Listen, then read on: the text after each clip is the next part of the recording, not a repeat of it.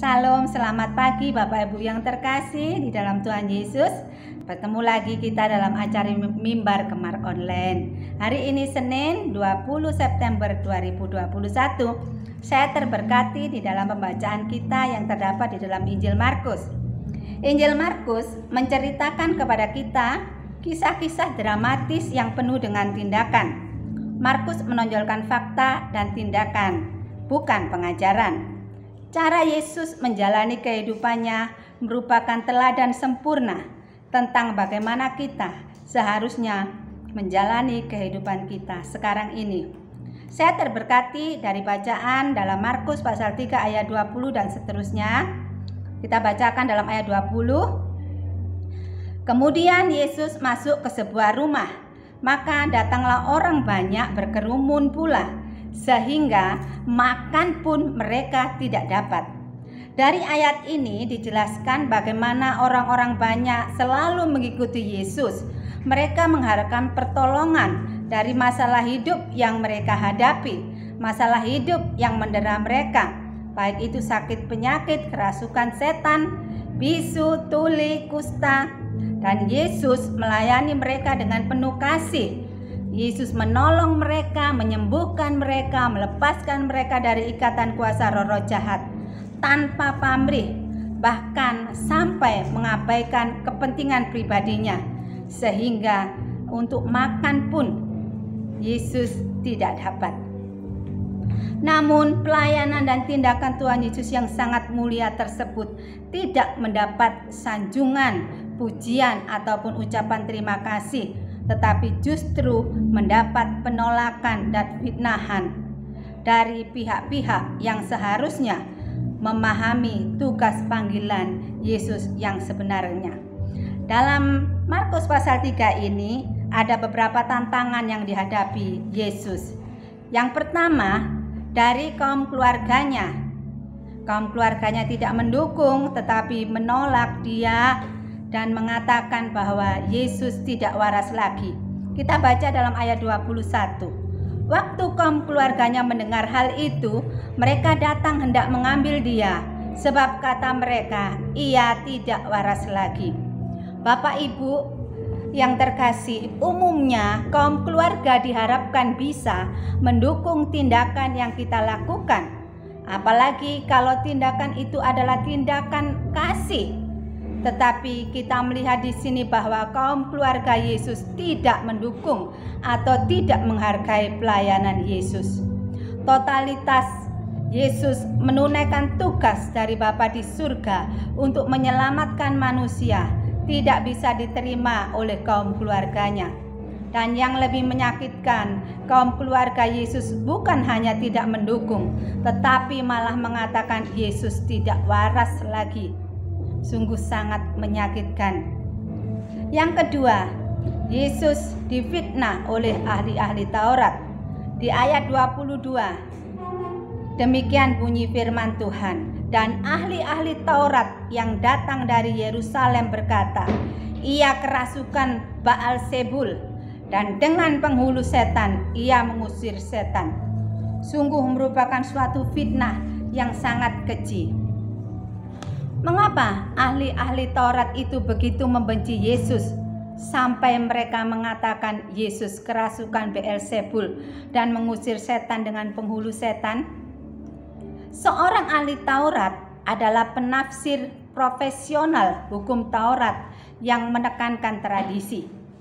Banyak ahli Taurat adalah orang Farisi, yaitu kelompok agama Yahudi yang berhaluan keras, yang menganjurkan taat kepada hukum dan tradisi Yahudi sampai sedetil-detilnya. Mereka menolak dan memusuhi Yesus karena Yesus sebagai Mesias. Yesus tidak mengikuti seluruh tradisi mereka. Yesus mau berhubungan dengan orang-orang yang jahat menurut pandangan ahli Taurat dan Farisi.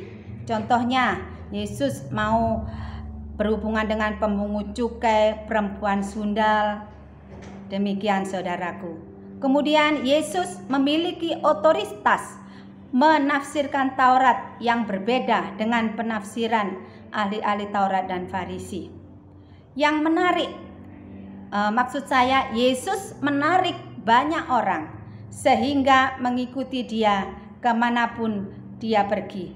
Sehingga ahli Taurat dan orang Farisi menjadi iri hati dan dengki. Tindakan Tuhan Yesus menghadapi fitnahan dan penolakan atas fitnahan ahli Taurat dan penolakan keluarganya. Kita baca di dalam ayat 23. Yang demikian bunyinya, Yesus memanggil mereka, lalu berkata kepada mereka dalam perumpamaan, bagaimana iblis dapat mengusir iblis? Kalau suatu kerajaan terpecah-pecah, kerajaan itu tidak dapat bertahan. Dan jika suatu rumah tangga terpecah-pecah, rumah tangga itu tidak dapat bertahan. Jawaban Tuhan Yesus ini mengkonter ahli Taurat dan juga kaum keluarganya. Kalau Yesus menyembuhkan orang sakit atau mengusir roh-roh jahat dengan kekuatan iblis, itu berarti dia mengobrak-abrik strategi dan kewenangan iblis sendiri. Sangat tidak masuk akal tuduhan ahli Taurat ini. Saking irinya kepada Tuhan Yesus, mereka tidak bisa lagi bernalar dengan benar. Janganlah sampai kita dirasuki roh iri dengki seperti ini, saudaraku, sehingga tidak bisa lagi berpikir dan bertindak dengan kebenaran sebagai orang-orang yang ahli dalam hukum Taurat.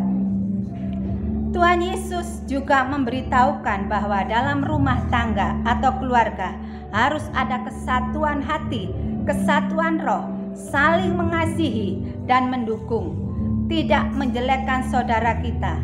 Seharusnya sebagai kaum keluarga Yesus, mereka melihat betapa Yesus banyak berkorban untuk orang yang menderita dan berempati serta mendukung Yesus. Sesuai tema gereja kita saat ini tentang keluarga yang intim, kita harus mengoreksi diri kita. Apakah kita mengasihi kaum keluarga kita, baik keluarga inti maupun dalam lingkup keluarga Allah? Kita bisa menghargai kekurangan keluarga kita. Kita ikut bersukacita atas kemampuan lebih dari keluarga kita dan tidak merasa iri ataupun dengki. Kita harus memandang segala sesuatu dari sudut pandang Allah. Jangan dari sudut pandang kita yang terbatas dan picik. Apa yang dilakukan Yesus semata-mata hanya melakukan kehendak Bapanya yang berdasarkan kasih dan keadilan. Jangan sampai, saudaraku, kita menjadi keras hati karena iri dan dengki, sehingga kita tidak lagi bisa mendengar Roh Kudus yang seharusnya kita turuti dan patuhi. Jika kita terus-menerus mengabaikan suara Roh Kudus dan hanya menuruti keinginan kita sendiri, maka roh jahat akan merasuki dan memimpin hidup kita. Mari kita seperti Yesus yang penuh dengan Roh Kudus, sehingga Dia bisa tetap fokus melakukan dan menunaikan tugas yang diberikan oleh Bapa di surga. Walaupun banyak tantangan dari keluarga, dari ahli-ahli Taurat yang banyak berupaya untuk menggagalkan dia dalam menyelesaikan misinya di dunia ini. Namun Yesus tetap fokus melakukan tugasnya dengan tuntas dan sempurna. Jangan sampai kita keluar dari pimpinan Roh Kudus sehingga kita tidak lagi percaya kepada Tuhan Yesus. Sebab percaya kepada Tuhan Yesus itu berarti mengikuti teladan hidup Tuhan Yesus. Jika kita tidak mau mengikuti teladan Tuhan Yesus, maka kita tidak dipimpin oleh Roh Kudus. Dan jika kita mengabaikan pimpinan Roh Kudus terus-menerus, itu artinya kita menghina Roh Kudus yang ada di dalam diri kita. Dan itu bisa berakibat pada penghujatan Roh Kudus.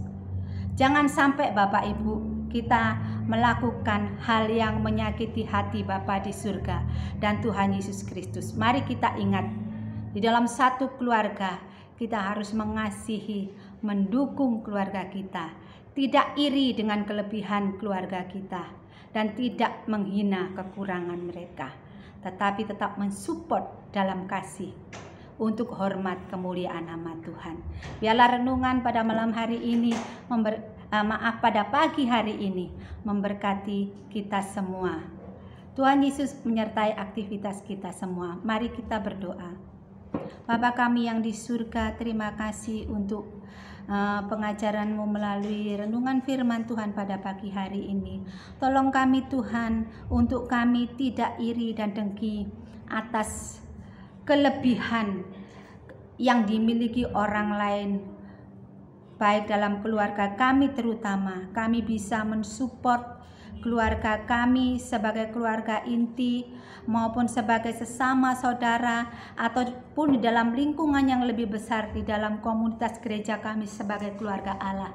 Kami bisa menerima setiap pribadi yang ada di dalam komunitas kami dalam kasih, sehingga tercipta satu kesatuan yang indah di hadapan-Mu, dan kami bisa masuk dalam keluarga kerajaan Allah yang penuh kesatuan seperti persatuan Bapa, Anak, dan Roh Kudus. Tolong kami Bapa, untuk kami bisa melakukan itu dalam kehidupan kami.